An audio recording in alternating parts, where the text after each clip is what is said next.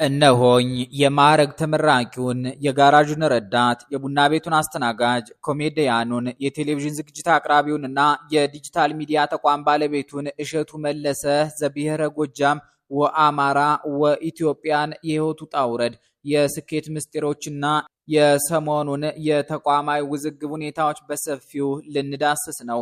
በኢትዮጵያ የዲጂታል ሚዲያ ታሪክ ውስጥ እንደ ዶንኪ ቲዩብ እና መስራቹ ኮሜዲያን እሸቱ መለሰ ያህል የብዙዎችን ትኩረት የሳበ በበጎ አድራጎት ስራዎቹ የምስኪኖችን እንባ ያበሰና በተቃራኒው ደግሞ በርካታ ትችቶችንና የውዝግብ ማዕበሎችን ያስነሳ አካል ማግኘት እየከበደ መጥቷል። ሰሞኑን ደግሞ የዚህ ግዙፍ የዩቲዩብ ቻናል መስራች እሸቱ መለሰ በበጀት እጥረት ምክንያት 31 ሰራተኞቹን ለማሰናበት እየተገደደ መሆኑን በቲያትረኛ አንደበቱና ፊቱ ብቅ ብሎ ተናገረ። ድርጅቱ ዶንኪ ቲዩብም የመዘጋት አደጋ እንደተደቀነበት በቪዲዮ መግለጫ ይፋ ማድረጉን ተከትሎ በማህበራዊ ትስስር ገጾች በተለይም በፌስቡክ ላይ የተቀሰቀሰው አጀንዳ የሀገሪቱን የዲጂታል ኢኮኖሚ፣ የተቋማት አስተዳደር፣ የበጎ አድራጎት ወሰንና የህዝብ አስተያየት መዋዠቅን በግልጽ ያሳየ ሆኗል። ይህ ጉዳይ ተራ የቪዲዮ ሰሪ የገንዘብ እጥረት ገጠመው ከሚል ወሬ አልፎ ከግለሰቡ የታሪክ አመጣጥ ጀምሮ ከተለያዩ አቅጣጫዎች የሚቃኙ በርካታ መከራከሪያዎችን ወልዷል። በዚህ መሰናዶ የማዕረግ ተመራቂውንና በፈተና ሰዓት ያለፈውን እሸቱ መለሰን ከጥንት እስከ ዛሬ ማን ነው ብለን እንጠይቃለን። በዚህ ሰሞን የገጠመውን ፈተና አስመልክቶ ማን ምን እያለ ነው?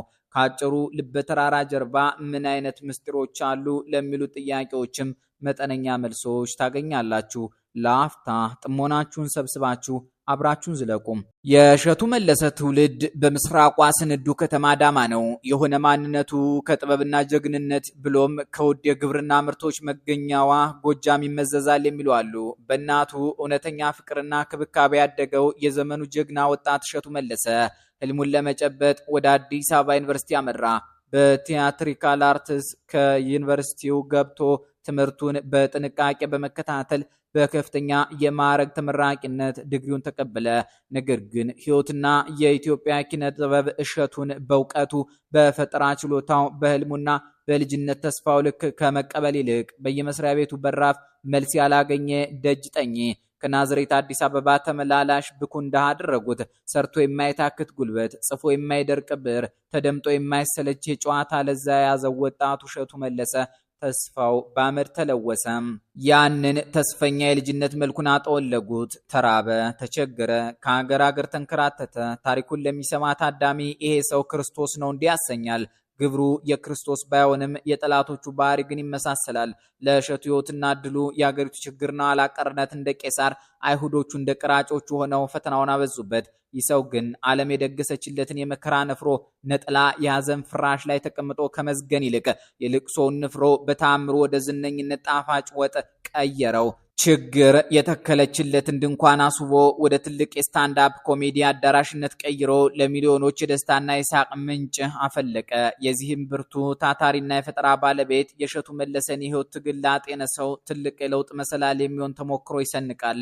እሸቱ በከፍተኛ ማዕረግ የተመረቀበትን ዲግሪ ይዞ የዞረባቸው አያሌ ተቋማት ፊት ሲነሱት የዕለት ጉርሱን ለመቃረም ወደ ጋራዥ ረዳትነት ሙያ እግሩንና እጁን ይዞ አመራ። በግሪስና በተቃጠለ ዘይት በተለወሰ ገላው ውስጥ ትልቁ የኪነ ጥበብ ዝንባሌ እንደ ዩኒቨርሲቲ ፍቅረኛው ፍቅር ጎሸም ሲያደርገው ከተቀጠረበት የጋራዥ ስራ ወጥቶ ልቡን ወደ አዲስ አበባ አሸፈተ። የወጣት አዲስ አበባ የመጣው በደማቁ ብሔራዊ ቲያትር ቤት መድረኩ ሊጎማለል ወይንም በደመቀ ስቱዲዮ ተቀምጦ ፊልም ሊሰራ ሳይሆን ህልሙን በየካፌው ሊፈልግ በካልዲስ ኮፊ ውስጥ አስተናጋጅነት ለመቀጠር ነው። ይህ ብርቱ ሰው ቁጥር ለማይገባ ደሞዝ ሽርጉድ ሲል በየቡናው ስኒና በሻይ ብርጭቆ ስር እንደ ጠንቋይ ህልሙንና ስኬቱን እያየ ለመጣ ለሄደው ደንበኛ በማጎንበስ ታሪኩን እየጻፈ ነበር። እሸቱ የህይወት ትግሉን እየጀመረ እንጂ እየጨረሰ አልነበረምና ከካፌ አስተናጋጅነት ወደ አንድ መንግስታዊ ያልሆነ ድርጅት የሥራ ማመልከቻው ተቀባይነት አግኝቶ ሌላ የህይወት ምዕራፍ ጀመረ። በአውቶቡስ እየሄደ ልብስ ሳይቀይር በአንድ ጫማ እየዞረ 75,000 የኢትዮጵያ ብር አስቀመጠ። ይህ ወጣት በእነዚያ መራራ ታሪኮች ውስጥ የዛሬውን ኑሮውን አልሟልና በዚህ 75,000 ብር ካሜራ ተከራይቶ አዳራሽ አስፈቅዶ የመጀመሪያውን የስታንዳፕ ኮሜዲ ህይወቱን ጀመረ። ታሪክን በእጅ መጻፍ ይሉሃል፣ ይሄ ነው። የእሸቱ የችግር ጽዋ ያለ መራር መስዋዕትነት ያለ ቁርጥ ብርታትና ተሰጦ ከህይወቱ አታልፍምና ይህንን መድረክ የታደሙት ሰዎች ቁጥር በጣት ከመቆጠሩ ባሻገር የተቀረጸውን ቪዲዮ የሚያስተላልፍለት ሚዲያ ማጣቱ ችግር ብቻ ሳይሆን ሌላ የትዕግስትና የበገሬነት ጡንቻ ፈጥሮለት ከተደጋጋሚ ሙከራ በኋላ የኮሜዲ ስራው በጄቲቪ ተላለፈለት። ጣዝማማር ብሎ የሰየመውና የፌዴራል ፖሊስ ዱላ ጭብጥ ያለው የኮሜዲ ስራው ያስከፋቸው አካላት ቢኖሩም ለሱ ግን ወለላ ማር ይዞለት መጣ። እሸቱ ጋሪም ፈረስም ሆኖ ባመጣው ለውጥ የህልሙን ጉዞ መሸምጠጥ ጀመረ። ፕሮዲውሰሮች፣ ባለሀብቶችና ባለስልጣናት ሁሉ አይኖቻቸውን እሸቱ መለሰ የተባለ ሰው ላይ አፈጠጡ። እሸቱ መድረክ የመምራትና የማስተዋወቅ ችሎታውን ያስመሰከረበት የመጀመሪያ ስራው ሊባል የሚችለው የኛ የሬዲዮ ፕሮግራም አዘጋጇን የታላቋንና በስራ የማትረካዋን ዳይሬክተር አይዳ አሸናፊን ፈተና በብቃት መወጣቱ በቂ ምስክር ነው። እሸቱ በቤት ውስጥ የነበረኝ አስተዳደግ ለስታንዳፕ ኮሜዲያንነቴ መነሻ ሆኖኛል ይላል። የኮሜዲ መነሻዋ የእሸቱ መለሰ ደም ስር መሆኗን ከ2010 ዓ.ም ጀምሮ ባዘጋጃቸው የስታንዳፕ ኮሜዲ ምሽቶች ለመታደም በየሲኒማ ቤቱ ደጃፍ ትኬት ፈልገው ለሳምንት የተሰለፉ ታዳሚዎችና አይኖቻቸውን ከዶንኪ ቲዩብ የማይነቅሉ ከ3 ሚሊዮን በላይ ደንበኞችና ተመልካቾች ምስክር ናቸው። እሸቱ አሁን ለደረሰበት የቴሌቪዥን ፕሮግራም አቅራቢነት፣ የስታንዳፕ ኮሜዲ አንጸባራቂ ኮከብነት፣ የዩቲዩብ ፕሮግራም አዘጋጅነትና መሰል ዝናዎቹ ያበቃው እድል የቤተሰብ ሀብት ወይንም የመንግስት ድጋፍ ሳይሆን አይበገሬ ስራ ፍላጎቱ፣ ከፍተኛ የችሎታ ባለቤትነቱና ለህልሙ ስኬት የከፈለው የጽናት ዋጋ ነው። ብርቱ ኮሜዲያን፣ ታላቁ ስራ ፈጣሪ፣ አዝናኙና አገር ወዳዱ እሸቱ መለሰ የራሱ ፊልም ያለው ገጣሚ፣ ፕሮግራም አዘጋጅና መድረክ አስተዋዋቂ ነው። በኮሜዲ ስራዎቹ ላይ በዋል ፈሰስ ታዳሚን ከማሳቅ ይልቅ በማህበራዊ ትችቱ ሸንቆጥ በማድረግ ማህበረሰብን ማስተማሩ ብዙዎች የሚወዱለት ብቃቱ ነው። በተለይም በድንቅ ልጆች የህፃናት ዝግጅቶቹ አያሌ ተመልካችን ያገኘ ታሪኩን በእጆቹ የጻፈ ብርቱ ወጣት ነው። ዛሬ የኮሜዲያን እሸቱ መለሰና የዶንኪ ቲዩብ ህልውና አደጋ ላይ መውደቅ የብዙዎችን ልብ የነካው ተቋሙ ከቀላል የማዝናናት ስራ አልፎ የበርካታ ምስኪኖችን ህይወት የቀየረ የበጎ አድራጎት ማዕከል ሆኖ በመቆየቱ ነው። ቴዎድሮስ ተክለአረጋይ ይህን ጉዳይ አስመልክቶ እንዳለው እሸቱ መለሰ በዶንኪ ቲዩብ አማካኝነት ከዚህ ቀደም የሰራቸው ተግባራት ተራ የዩቲዩብ ስራዎች ሳይሆኑ እውነተኛ የሰዎች ህይወት ለውጦች ናቸው። ቴዎድሮስ ተክለአረጋይ ይህን ጉዳይ አስመልክቶ የሰው ለሰውና የዘመን ተከታታይ የቴሌቪዥን ድራማዎች ደራሲ መስፍን ጌታቸው በኮቪድ-19 ማዕበል በተቀሰፈበት ወቅት እናቱ ወይዘሮ ሎሚናት ወልደ መስቀል የደረሰባቸው መከራ ሲያስታውስ መስፍኔ መከታቸው ልጃቸው ነበረ፣ እግዚአብሔር አልፈቀደም። ወይዘሮ ሎሚናት በአንዲት ቅጽበት ጥቂት በጎ አድራጊዎች እጅ ላይ ወደቁ። በወቅቱ ለነበርን የተሻለ እንዲታገዙ የሚጠጉበት ደሳሳ ጎጆ እንዲያገኙ ፊት ለፊት የመጣልን እሸቱ መለሰ ነበረ። ምክንያቱም እሸቱ በአምላክ እገዛ ብዙ የጨለመ የምስኪኖች ተስፋን አብርቷል ሲል ገልጾታል።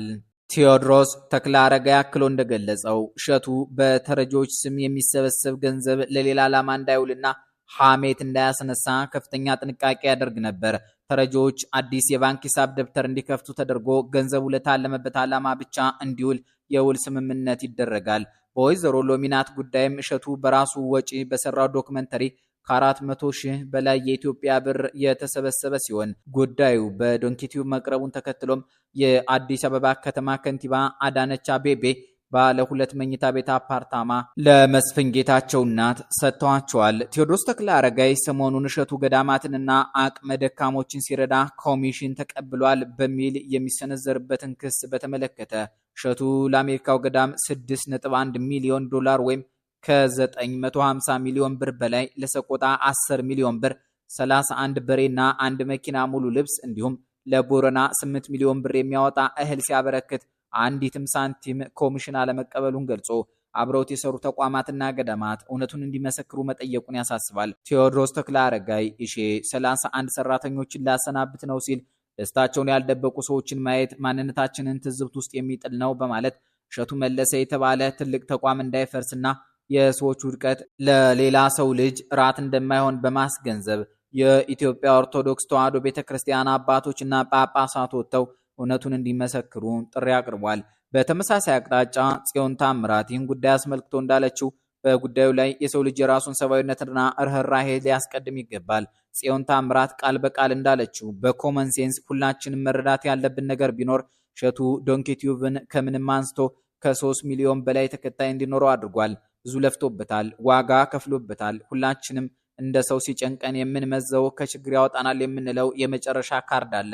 ዶንኪ ቲዩብ ለእሸቱ ከልጅ እኩል የሚሳሳለት ተቋም ሊሆን ይችላል እና ተቋሙን ለማዳን የመዘዘው የመጨረሻ ካርድ በእሱ ጫማ ብንቆም ልክ ሊሆን ይችላል ስትል ጽፋለች። ጽዮን ታምራት አክላም በአሁኑ ወቅት የጠጠረ ኢኮኖሚ ጫና ባለበት ሁኔታና የግል ቢዝነስ ተስፋ በሚያስቆርጥበት ወቅት አንድ ድርጅት ልከስር ነው ብሎ ሲጮህ የሾህ አጥር ከመሆን ይልቅ አይዞህ የሚል አዎንታዊ ቃል ማበርከት እንደሚገባ ገልጻለች። በሌላ በኩል ደግሞ የዶንኪ ቲዩብን ወቅታዊ አደጋ እንደ አንድ ትልቅ የኢኮኖሚና የንግድ ተቋም ውድቀት አይተው ለወደፊት ትምህርት የሚሆኑ ጥልቅ የስራ አመራር ነጥቦችን የነቀሱ በርካታ ተንታኞች አሉ።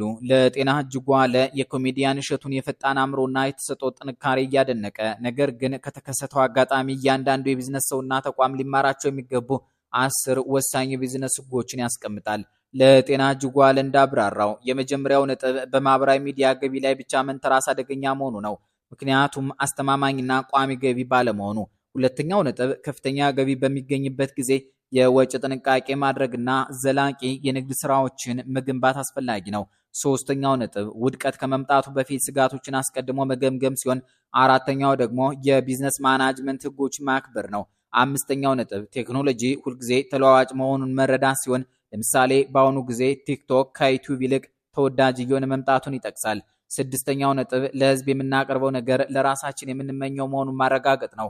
ሰባተኛው ደግሞ ተቋማት ከሌሎች አካላት ጋር ሲሰሩ አስፈላጊ ህጋዊ ሰነዶችን ማጠናቀቅ እንዳለባቸው ያሳስባል። ስምንተኛው ነጥብ ውድቀትን ከማወጅ በፊት የቀድሞ አጋሮችን በብልሃት መጠቀም ሲሆን፣ ዘጠነኛው ተቃዋሚዎች በመጡ ጊዜ ውድቀትን ከማወጅ መቆጠብና ተገቢውን ጊዜ መጠበቅ ነው።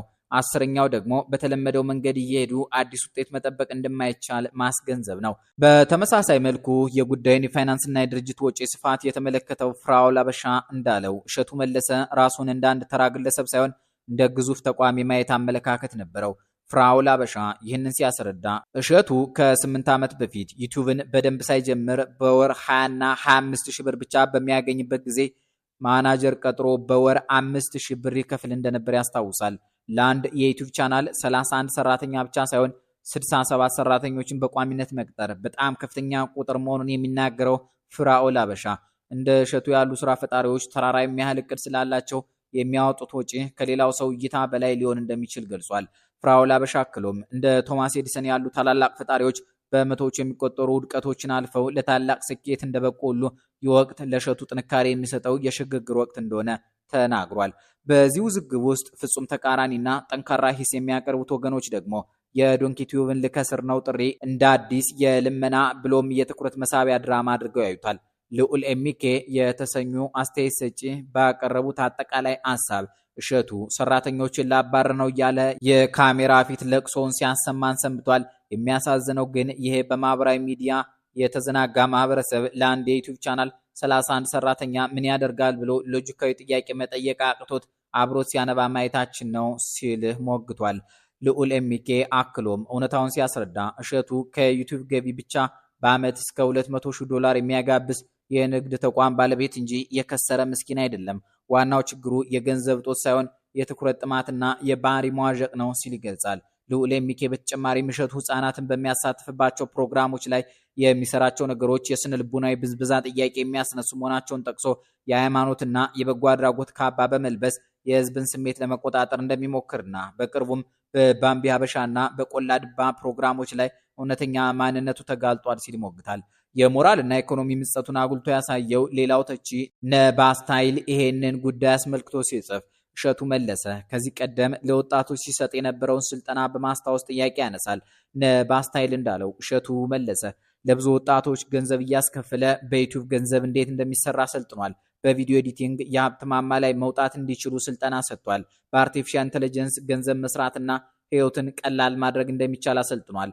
አሁን ገንዘብ እርዱኝ እያለ እንባ ከሚተናነቀው ያሰለጠነበትን ቪዲዮ መለስ ብሎ ቢያየው ጠፍቶበት ከሆነም ሪከርድ ያደረጉት ሰዎች እንዲልኩለት ብናመቻችለትና የሀብት ማማን ቢቆናጠጣት መልካም ነው ላለው ሲል በምጸት ይናገራል። በተመሳሳይ መልኩ ኃይለ መስቀል ጸጋይ የተባለው ጸሐፊ ይህን ጉዳይ አስመልክቶ ቃል በቃል እሸቱ ያሳሰበው በስሩ የቀጠራቸው ብዙ ሰዎች ስራ ሊያጡ መሆኑ ነው።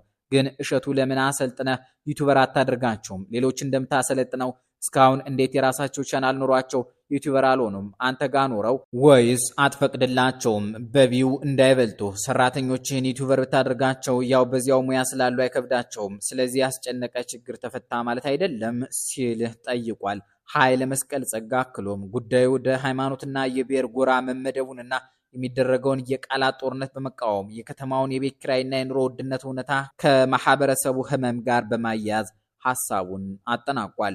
በመጨረሻም የኢትዮጵያ ማህበረሰብ በአሁኑ ጊዜ ያለበትን አጠቃላይ የኢኮኖሚ ቀውስ፣ የኑሮ ውድነትና የዜጎችን የዕለት ተዕለት ትግል ከእሸቱ መለሰ ጥሪ ጋር በማነጻጸር ጥልቅ ማህበራዊ ምልከታ ያቀረበው ጋዜጠኛው ኤርሚያስ በጋሻው ገሰሰ ነው። ኤርሚያስ በጋሻው ገሰሰ የሆነብህ ነገር ባይሆን ደስ ይለናል፣ ተመልሰ እንድታሰራራም እንመኛለን። ግን ሁሉም የራሱ አሳሳቢ ጉዳይ አለበት። አንተ ዩቲዩብ መዘጋት ይሆናል ያሳሰበ። አብዛኛው ሰው በመኖርና ለመኖር ውስጥ ከዛሬ ነገ ጉሮሮ የተዘጋ እያለ በጭንቀት የሚኖር ነው። ድጋፍ ጠየቅ፣ የሚደግፍ ብታገኝ እንመኛለን። ካላገኘህም እንደ አብዛኛው ሰው መታገል ነው እንጂ ለምን ዝም አላችሁኝ አይባልም ሲል ጽፏል።